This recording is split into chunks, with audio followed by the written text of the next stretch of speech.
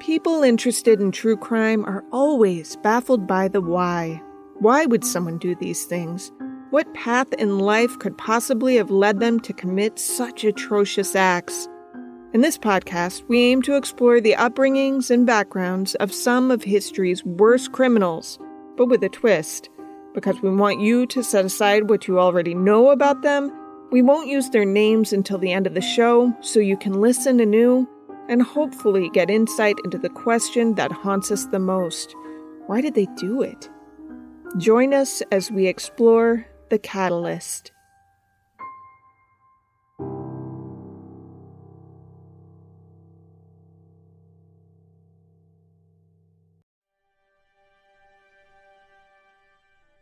It had been a lovely church service, she thought as she drove into her garage on that fateful Sunday morning. As the door noisily closed behind her, she gathered her purse and opened her door. Immediately, a terrible odor assaulted her, one she had never smelled before. She hurried into the house, covering her nose, calling for her grandson. After his grandmother asked what the awful smell could be, he sniffed the air and played down the concern. It was just the litter box, he explained. He would clean it soon. But his grandmother had had cats for a long time, and the litter box had never smelled like this before. The grandson changed his story. He had been experimenting with chemicals. His father was a chemist, after all, and there had been a smelly reaction. This explanation sufficed. It would be years later when the family realized that smell had actually been decomposing victims of the grandson, a man we'll refer to as the medic. The medic's parents married on August 22nd, 1959, but almost immediately the couple began to bicker. On one occasion, Mother Joyce stormed out of the house without shoes on, with 4 feet of snow on the ground. Walking 4 blocks down the street to a park, she sat on a bench until her husband Lionel came after her. Like many in Middle America, both of the medic's parents came from German heritage. Author Brian Masters writes in his book that this was virtually the only thing the couple had in common. At 23 years old, the medic's father was enrolled at Marquette University, studying chemistry. Lionel's wife, sometimes referred to as Rocky, was a few months older than he was. She worked as a telephone operator and had recently been promoted to a teletype machine instructor. Lionel was quiet, reserved, and analytical, while Joyce was emotional, and no reasoned argument could move her from her convictions, though it's worth noting, per Masters, that these descriptions came from a psychological interview with Lionel only. Masters asked for an interview with Joyce to balance the portrayal, but was denied. According to Lionel, his wife had a troublesome childhood with a severely alcoholic father, though Masters wrote that there was no documentation Joyce ever suffered any neglect at the hands of her parents. Lionel spent more time at work than at home. He and Joyce's marital problems were compounded when Joyce became pregnant soon after they married. Lionel, in his memoir, admits that neither of them were really prepared to be parents. He describes how the usual morning sickness steadily worsened into a continual state of nausea so severe that Joyce found it difficult to keep any food down at all. She soon found it necessary to quit her job as a teletype instructor. As the weeks passed for Joyce, home alone all day while Lionel went to work, she became increasingly nervous. Lionel describes how she found the slightest noise unbearable, and even the smells of cooking from the apartment downstairs were insufferable to her. Joyce demanded her husband do something, anything, about her torments. He writes that he always found it difficult to confront people and, in this instance, felt unable to confront their neighbors over completely normal noises and smells. He said that to him, none of the problems seemed very bad at all. When he refused to confront their neighbors, the couple argued, sometimes becoming heated. On one occasion, Joyce left the apartment altogether, walking to a nearby park until Lionel pulled her off the bench and walked her back. According to him, Joyce asked him if he loved her, but his reassurances didn't seem to satisfy her. He said in his memoir that his way of showing intimacy was by working and providing for their growing family, But that wasn't what his wife needed. 2 months before the medic's birth, Joyce's nerves had become so frayed that the couple moved in with Lionel's parents in West Allis, Wisconsin. While this alleviated the noise issues, Joyce's condition didn't improve. Her nausea continued, now joined by a form of rigidity that doctors couldn't explain. Her legs would lock and her body would go rigid as if she were having a seizure, but she wasn't diagnosed with a seizure disorder. In fact, the doctors couldn't find any medical reason for her attacks, instead giving her injections of barbiturates and morphine to relax her. Assuming her attacks were psychological in origin, another doctor added phenobarbital to her medications, but the drug cocktail didn't seem to help. Lionel writes that she became increasingly tense and irritable, while acknowledging that the circumstances at home likely didn't help. As a graduate student, Lionel left at 7 a.m. and often didn't return until 8 in the evening. In the intervening hours, Joyce was forced to remain home with her mother-in-law. Without a driver's license, she had no means of escaping the house. In his writings, Lionel doesn't seem sympathetic to his wife. To him, the situation seemed tolerable. At one point, she was taking as many as 26 pills a day while still pregnant with the medic. Lionel was at school when he received word that Joyce was in labor in May 1960. The phone rang around 4:45 in the afternoon, and it was his mother telling him his father had taken Joyce to the hospital a few blocks from his school. Leaving immediately, he discovered that the medic had already been born by the time Lionel arrived. He describes the first few days of the medic's life as blissful. Joyce's difficult pregnancy was over, and they were happily spending time with their new baby. Of course, that bliss was short-lived. Within days, problems rose again. Joyce was pressured to breastfeed when that wasn't her choice. Eventually, she was allowed to bottle feed the medic, but other problems arose. The family of 3 were crammed into a single bedroom in Lionel's parents' home. Joyce fought with her mother-in-law, settling into a constant state of tension. Eventually, Joyce refused to join the rest of the family for dinner, instead remaining in the bedroom with the medic. When the medic was 4 months old, the tension hit an all-time high, and it became impossible to remain with Lionel's parents. At the beginning of September, they moved into an old house that had been divided into 6 separate apartments. The house was adjacent to a working-class part of town with many families, small, inexpensive restaurants, and ice cream parlors. Lionel calls it the sort of place where a struggling graduate student could live with his wife and child with a reasonable sense of safety. They rented a 1-bedroom apartment in the building 5 miles away from Lionel's university. He continued with his degree while Joyce stayed home with the medic. Their relationship was a mixture of good and bad, Lionel says in his memoir, with Joyce seemingly settling into a role of wife and mother. The medic was a typical, bubbly, likable child who played with stuffed animals and wooden blocks. In September 1962, Lionel was offered a graduate assistantship in a PhD program at Iowa State University. Accepting, the family moved to the university's campus in Ames, Iowa, and set up house in a small wooden home owned by the university. It had been smaller than their old apartment. It had been built during World War II as emergency housing. Even with a small house, the university offered a generous stipend for the assistantship, so Lionel and Joyce saw this as a step toward a better future for them. But Joyce still didn't have a driver's license, meaning she had no choice but to remain in the house while Lionel spent long hours at the lab working toward his degree. This, again, took a toll on her mental health. And again, Lionel approached her problems with an analytical mind rather than as a supportive husband. Their arguments grew heated and, at times, physical. On at least one occasion, Joyce grabbed a kitchen knife and made jabbing motions toward Lionel. When she became physical, he says he would go into another room or leave the house altogether. To make matters worse, the medic had several childhood infections, one after another. He often contracted ear or throat infections that would keep him up every night, crying from the pain. For treatment, he was taken to the university clinic for injections. He often lashed out at the nurses and doctors who treated him. But Lionel insists there were good times with the medic too. Describing him as happy and expressive, he said the medic loved to ride with him on a bicycle.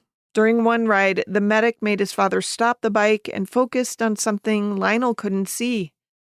Upon closer examination, he found a nighthawk had fallen from its nest onto the hard pavement.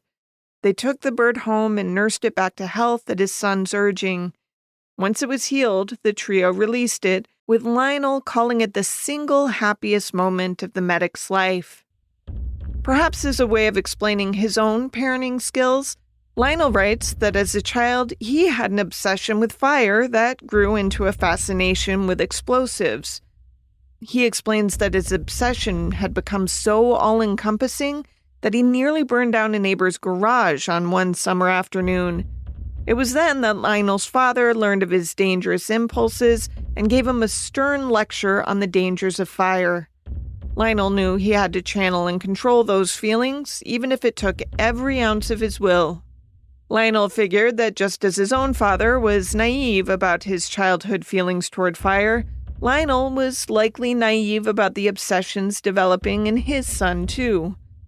While still living on the campus of the Iowa State University, Lionel noticed a foul smell coming from beneath the house. Taking a flashlight and a plastic bucket with him, he climbed under the house and found a large pile of bones. He identified them as the remains of various small rodents that had probably been killed by local civets, a close relative to the skunk. He gathered the bones into a bucket and climbed out from under the house. Joyce and the medic were waiting for him. While Lionel was talking to Joyce, the medic took many of the bones from the bucket and stared at them. He picked them up and dropped them back into the pile over and over again, seemingly thrilled by the sound they made.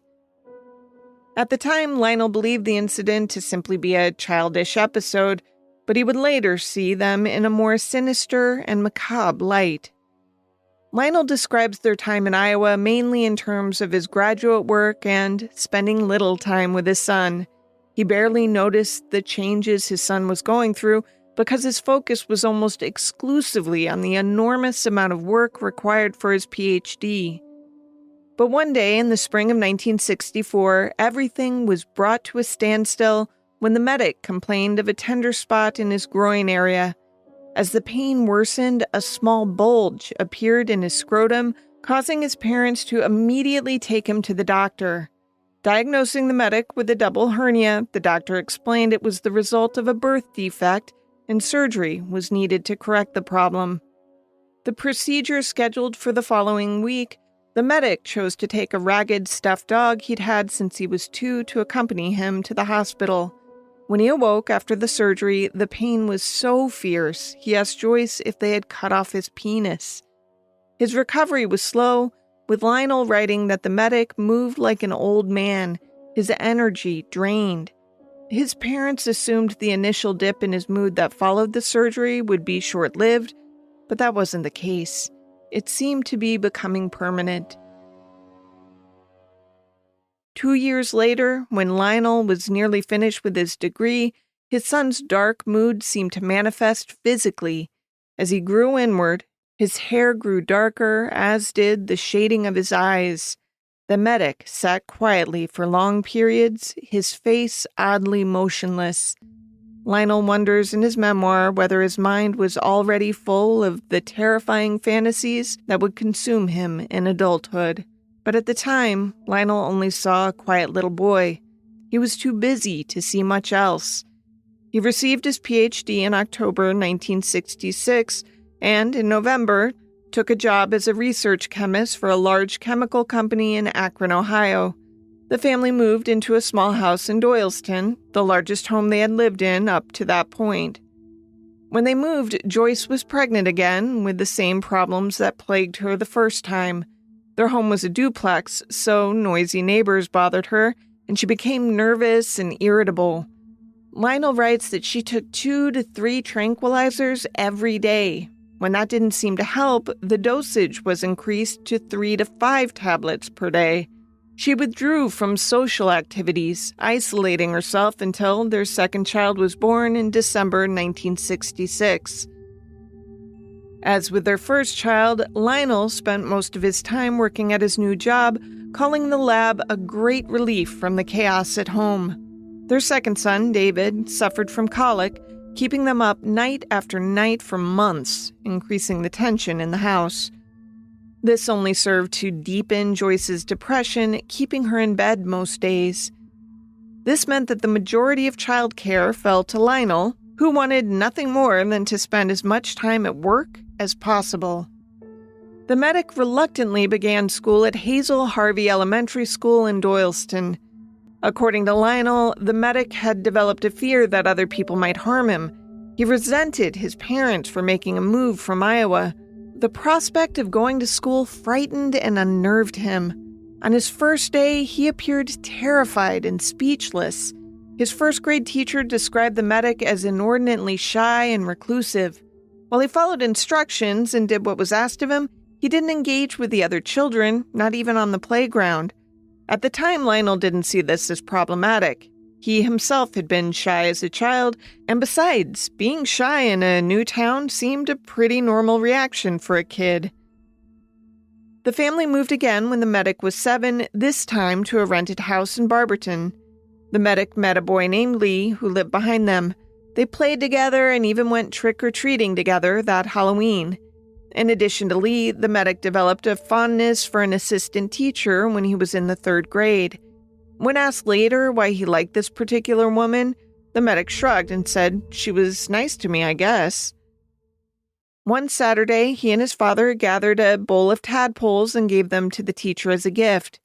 When she accepted them graciously, the medic later found out that the teacher had given the tadpoles to Lee. The medic snuck into Lee's garage and poured motor oil into the bowl, killing the tadpoles. In Lionel's words, this was the medic's first act of violence. Over the next few years, the medic changed for the worse. Lionel describes how, at 10, his son was more relaxed and loose-limbed, but by 15, he had become strangely rigid and inflexible. His legs appeared to lock at the knees, causing his feet to scrape across the ground as if he were dragging them. If you're like me, your mind likely jumped to, hey, locked knees sounds a lot like what the medic's mother experienced while she was pregnant with him. And yet, it doesn't seem anyone else drew the parallel. Anyway, the medic's shyness only increased, evidenced by the way he tensed any time someone approached him. That tension manifested as he would grab a small stick or a piece of grass and begin to wind it nervously around his fingers.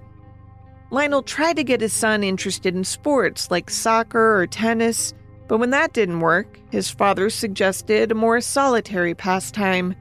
He bought his son a professional bow and arrow and set up a target in an open field. The medic initially showed interest but quickly became bored, returning to his bedroom to stare at the ceiling. Lionel writes that by the time his son reached 15, he had tried and abandoned almost everything that interested most boys his age. Nothing appealed to the medic until Lionel suggested bodybuilding, which had worked for him in his youth. He hoped it would increase his son's self-confidence and reduce his shyness. The medic took an immediate interest, especially after his father brought home a bull worker, a tool to do isometric exercises. Over the following weeks, the medic seemed more engaged than his father had seen him for a long time. Bodybuilding occupied him for a year, allowing him to hone his upper body strength, but then the magic faded. The medic abandoned the bull worker just as he had all his other fleeting interests. While Lionel thought at this point that his son had no interests, he later learned that the medic's fascination with bones was only increasing. While his father was at work and his mother was in bed, he would roam the streets with his pockets full of plastic bags. He was on the hunt for animal remains, creating a collection that he would turn into his own cemetery.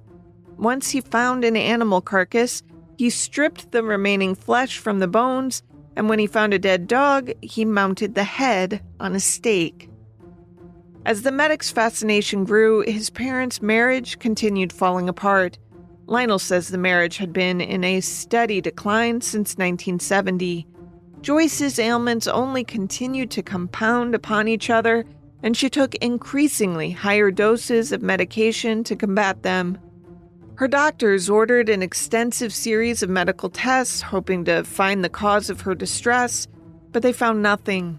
Diagnosed with having an anxiety state, she was referred to a psychiatrist, but the sessions didn't seem to help.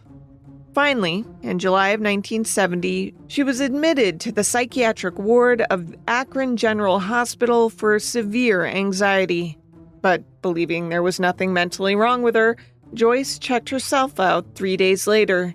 She found herself back in the hospital a few months after that, this time staying for a month. After her release, she attended group therapy sessions where she made friendships and maintained those friendships even after she left the group. Lionel writes in his memoir that Joyce improved in other ways. She began to craft, working with glass and macrame, and sold some of her goods in nearby Bath, Ohio. Over the next few years, their marriage was a roller coaster. Lionel describes it as rejuvenation and collapse. During eras of rejuvenation, Joyce learned how to drive and took classes at Akron University. They even took a vacation to Puerto Rico. But in the relationship's valleys, she withdrew from whatever social life she had built. Whether they were in a hill or a valley, neither parent paid much attention to the medic. Whenever Lionel spoke to his son, the medic was passive, accepting whatever his father suggested. Eventually, the distance between them grew so much that they could barely speak directly to each other. In the summer of 1977, after returning from her father's funeral, Joyce told Lionel that their marriage was over. Lionel would learn later she'd had an affair. As the medic was nearly 18, the subsequent custody battle was only about their younger son, David. Lionel moved to a nearby motel, while Joyce and their sons remained in the house. The following summer, after the divorce was finalized, Lionel and his new girlfriend Sherry stopped by the house for a visit. He expected to find the whole family there, but instead, he found his oldest son in a house full of teenagers. The medic told his father that Joyce and David had moved out. Sherry's first impression of the medic was of a lost little boy who had been shell-shocked by his parents' divorce. She walked through the house and found a broken refrigerator and very little food. Appalled at the situation, Lionel and Sherry immediately moved into the house. According to Sherry, the medic was kind and helpful as the couple moved in. Everything seemed to be improving, at least until one day when Sherry stopped by in the middle of the day and found the medic, then 17, drunk in his room. By the time Lionel arrived home, his son was passed out on his bed. Shocked that his son had a drink at all underage, much less enough drinks to pass out from intoxication, Lionel later dressed down the medic, whose response was to shrug and explain he drank out of boredom. Over the next few weeks, Lionel didn't see any further evidence of drinking, but 2 of Sherry's rings disappeared. When confronted, the medic denied he had anything to do with the missing jewelry and got up to leave. Sherry ordered him to sit back down. She later told Lionel that she saw a flash of terrifying rage in the medic's eyes. It was just after his high school graduation that the medic committed his first murder. Only 18, he picked up a hitchhiker named Stephen Hicks, who was the same age. According to the New York Times, Hicks had left his home to hitchhike at a concert at Chippewa Lake Park. The medic would later confess to picking up Hicks and taking him back to his empty house for beers. When Hicks eventually tried to leave, the medic strangled him, then dismembered him, later scattering the bones in the woods behind his home. Unbeknownst to him, Lionel would walk through the same woods that held Stephen's bones for years before his son's crimes were discovered. At this point, however, Lionel had no idea what his son was up to. In fact, he thought his stern parenting had even put the medic on the right track. Soon, the medic was packing his bags for college, with Lionel professing relief that his son was miles away at Ohio State University in Columbus, Ohio. He even visited his son, relieved by the happy facade the medic projected. But Lionel soon knew all was not as well as it had seemed when his son's grades arrived at the end of the first quarter, followed by the medic himself. With a GPA of 0.45, he would not return to college, so Lionel told him he had to get a job or join the military. After failing to get several jobs, but succeeding in getting a drunken disorderly arrest, the medic joined the Army in January of 1979 at the age of 19. At his wit's end, Lionel had set up the interview himself and drove his son to the recruiting office. Within a few weeks, the medic was off to boot camp. After a short trip home upon completing boot camp, the medic was deployed to a U.S. Army base in West Germany. There, he trained and served as a combat medic, according to a 1991 Deseret News article. David Rodriguez, quoted in the article, remembered the medic as a quote-unquote gin-swilling wimp during their time bunking together from 1979 to 1981. Lionel writes that when his son's discharge papers arrived shortly after his footlocker, there was a code on the papers that indicated the medic was discharged because of his alcoholism. Mustered out in North Carolina, the medic first went to Miami, but soon ran out of money. Lionel and Sherry refused to send him money, only a plane ticket to Cleveland to come home. When he arrived, he was drunk, filthy, and disheveled. As had become his new routine, the medic cleaned himself up before hitting another low, another drunken disorderly arrest at a Ramada Inn. Out of options, Lionel and Sherry decided that the medic should visit Lionel's mother, Catherine, in West Dallas, Wisconsin. In his memoir, Lionel remembers this time with hope. His son appeared to be adjusting quite well to living with his grandmother. The medic cared for Catherine, mowed her grass, cared for her garden, and did her shopping and house cleaning. He attended church with her, and she told Lionel that there was a woman at church who seemed interested in the medic. He had even gotten a job, something he hadn't managed in Ohio. He was a phlebotomist at a blood plasma center and was attending AA meetings, all spelling a life on the upswing. Now, Catherine did have some concerns, but she worried how her son Lionel would react, so she went to Sherry with them instead. She reported that she had found a male store mannequin among her grandson's things. Despite the subterfuge, word reached Lionel anyway, so he called his son and asked him about it. The medic's response was calm and unemotional, telling his father he had taken it from the store just to prove to himself that he could. Lionel insisted the medic return the mannequin, but his son said he had already thrown it out. While Lionel didn't see anything else to do, Sherry was deeply disturbed by the theft, saying that no young man the medic's age should have a male mannequin in his closet. His disturbing behavior began to escalate from there. According to Arthur Masters, in 1982, he was arrested for indecent exposure at the Wisconsin State Fair Park.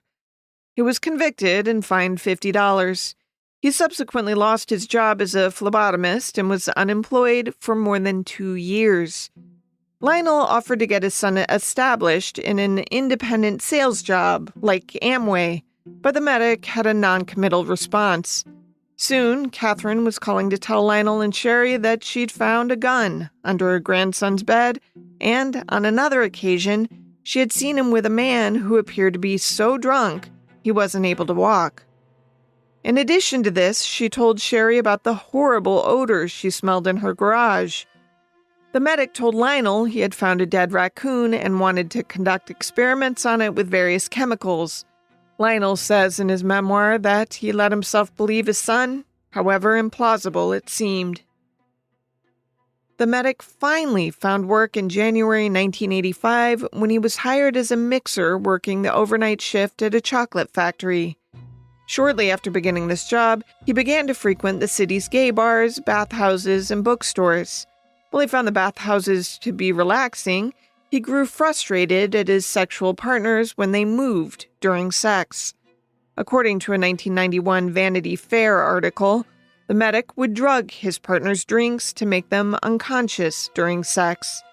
After doing this 12 times, his membership to the bathhouse was revoked, and he had to find another place to drug unwitting partners. He was still living with his grandmother in November 1987 when he committed the murder that would serve as a catalyst for 15 additional murders. A few days before Thanksgiving, the medic met Stephen Toomey and convinced him to join him for the evening at the Ambassador Hotel in Milwaukee. He would later profess he had no intention of killing Toomey, only drugging and sleeping with him as he had done a dozen times before. But when he woke up the following morning, he found Toomey dead, his chest caved in and blood on his mouth. The medic left the hotel and returned with a newly bought large suitcase. He shoved Toomey's body into it before taking it back to his grandmother's house. He waited a week before he dismembered Toomey's body and disposed of the remains, minus the head, in the trash, according to Masters.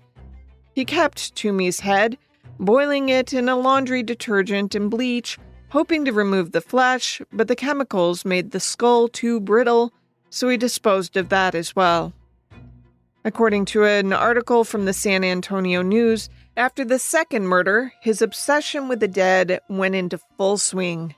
He admitted that the compulsion seemed too strong, and he didn't even try to stop it after Toomey's murder. Over the next 4 years, 15 men and boys of color fell victim to the medic. Even when the police were called, he convinced them the drugged person was his lover, and the police accepted that and left. On one occasion, the police left a drugged 14-year-old boy with the medic even after smelling a foul odor in his apartment. He would go on to kill the 14-year-old and at least one more person. On July 22, 1991, a man who had gone home with the medic and escaped his clutches flagged down 2 Milwaukee police officers. They accompanied him back to the apartment where the officers, while looking for keys to the handcuffs the victim still wore, found Polaroids of human remains in various stages of dismemberment. After resisting arrest, the medic was cuffed before a more thorough search was conducted. Police found what has been described as a horror scene as they searched. In his bedroom, they found 7 skulls. In his refrigerator were 2 human hearts and a portion of arm muscle. They also found an entire torso, plus a bag of human organs and flesh that had frozen to the ice in the freezer.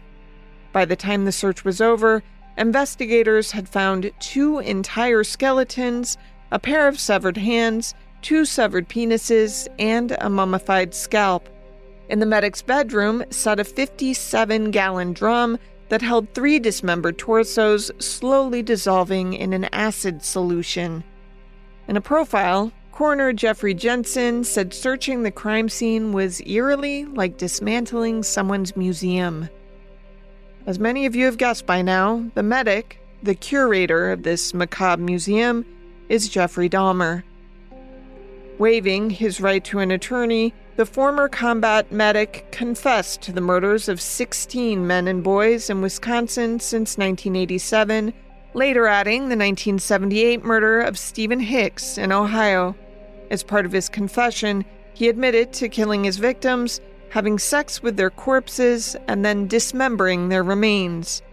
According to Masters, he also confessed to having consumed the hearts, liver, biceps, and a portion of thigh of 3 victims. The remains found in his refrigerator were intended for consumption, and he told police he typically prepared his meals with various condiments. On February 15, 1992, Dahmer was ruled to be sane and convicted of 15 murders. 2 days later, he was sentenced to life imprisonment for each conviction, as Wisconsin didn't have the death penalty. It had been abolished in 1853. 4 months after his Wisconsin sentencing, in Ohio, he was convicted and sentenced to another life imprisonment for the murder of Stephen Hicks. He was sent to the Columbia Correctional Institution in Wisconsin to serve his sentences. But in November 1994, he was bludgeoned to death by another prisoner, Christopher Scarver. According to the Wilmington Star-News, Scarver told prison officials God had told him to do it. All but Dahmer's brain was cremated in September 1995 and divided between his parents. The reason his brain was left out of the equation was because his parents couldn't agree whether to donate it for study. Ultimately, Dahmer's brain was also cremated. The apartment complex where Dahmer killed 12 of his 17 victims was demolished in November 1992 and now sits as an empty lot. Plans have been made and discarded to turn that site of horrors into a memorial garden, a playground, or even new housing. Instead, it continues to sit vacant, a lasting scar of the tragedies committed there.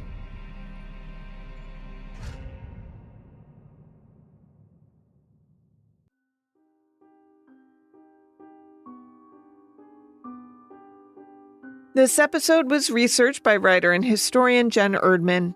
Sources for this episode include The Shrine of Jeffrey Dahmer by Brian Masters, A Father's Story by Lionel Dahmer, and The Jeffrey Dahmer Story, An American Nightmare by Don Davis. Also referenced were articles from the New York Times, the Deseret News, the Crime Library, My Son Antonio, the Akron Beacon Journal, and the Bend, Oregon Bulletin. The Catalyst is a production of Grab Bag Collab, created and engineered by Amanda Rossman and narrated and edited by Amber Hunt.